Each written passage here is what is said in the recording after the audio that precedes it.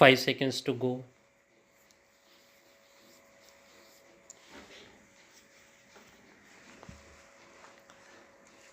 Start.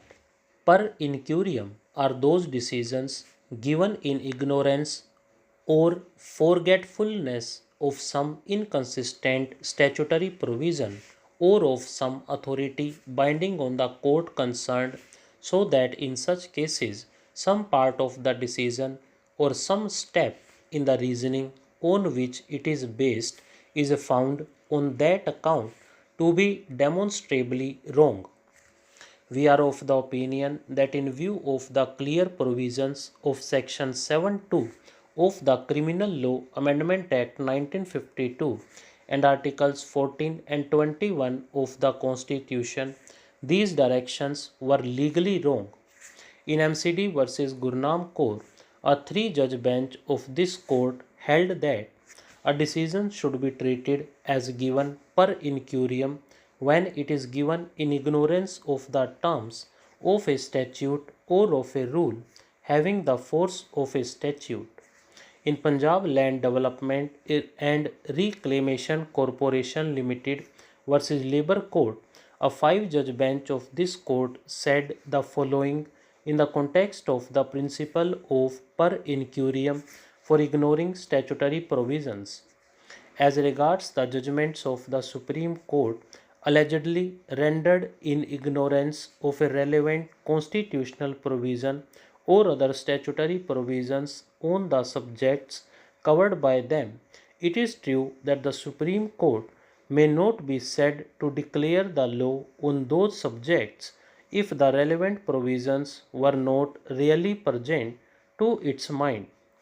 But in this case, sections 25G and 25H were not directly attracted, and even if they could be said to have been attracted in laying down the major premise, they were to be interpreted consistently with the subject or context.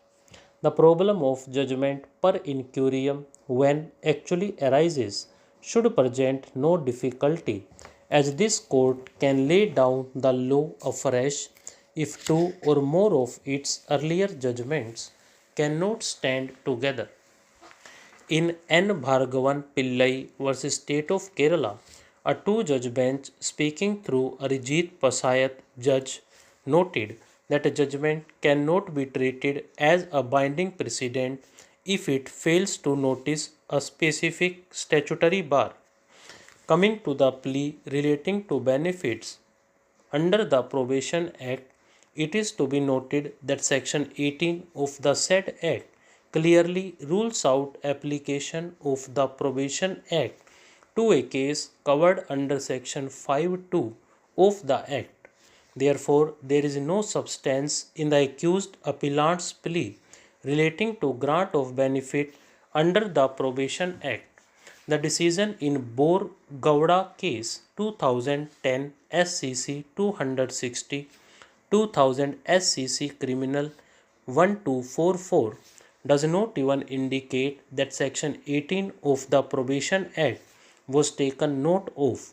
In view of the specific statutory bar, the view, if any, expressed without analyzing the statutory provision cannot, in our view, be treated as a binding precedent and at the most is to be considered as having been rendered per incurium.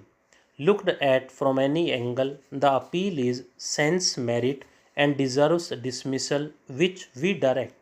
In State of MP versus Narmada Bachao Andolan, this court reiterated, thus per incurium are those decisions given in ignorance or forgetfulness of some statutory provision or authority binding on the WP Civil Numbers 7785 7851 court concerned or a statement of law caused by inadvertence or conclusion that has been arrived at without application of mind or proceeded without any reason, so that in such a case some part of the decision or some step in the reasoning on which it is based is found on that account to be demonstrably wrong.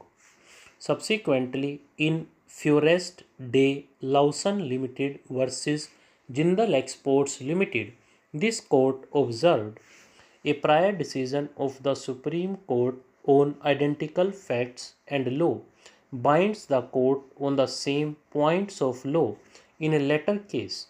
In exceptional instances where, by obvious inadvertence or oversight, a judgment fails to notice a plain statutory provision or obligatory authority running counter to the reasoning and result reached, the principle of per incurium may apply, unless it is a glaring case of obtrusive omission. It is not desirable to depend on the principle of judgment per incurium. It has to be shown that some part of the decision was based on a reasoning which was demonstrably wrong for applying the principle of per incurium. In State of Bihar versus Kalika Kuer, the legal dilemma was noted as under. Easy course of saying that earlier decision was rendered per incurium is not permissible, and the matter will have to be resolved only in two ways, either to follow the earlier decision or refer the matter to a larger bench to examine the issue in case it is felt that earlier decision is not correct on merits. In Sandeep Kumar Bafna versus State of Maharashtra, the court expanded the definition of per incurium in the Indian context and noted that a decision or judgment can also be per incurium if it is not possible to reconcile its ratio with that of a previously pronounced judgment of a co-equal or larger bench, or if the decision of a high court is not in consonance with the views of this court. It must immediately be clarified that the per incurium rule is strictly and correctly applicable to the ratio descendii and not to obiter dicta. In a recent decision in Shah Fasal versus Union of India, a five-judge bench of this court reiterated that the principle of per incurium only applies on the ratio of the case. After having examined the above decisions, when dealing with the ignorance of a statutory provision, we may bear in mind the following principles. These may not, however, be exhaustive. A decision is per incurium only when the overlooked statutory provision or legal precedent is central to the legal issue in question and might have led to a different outcome if those overlooked provisions were considered.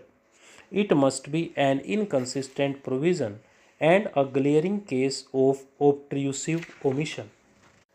The doctrine of per incurium applies strictly to the ratio descendi and does not apply to obiter dicta. If a court doubts the correctness of a precedent, the appropriate step is to either follow the decision or refer it to a larger bench for reconsideration.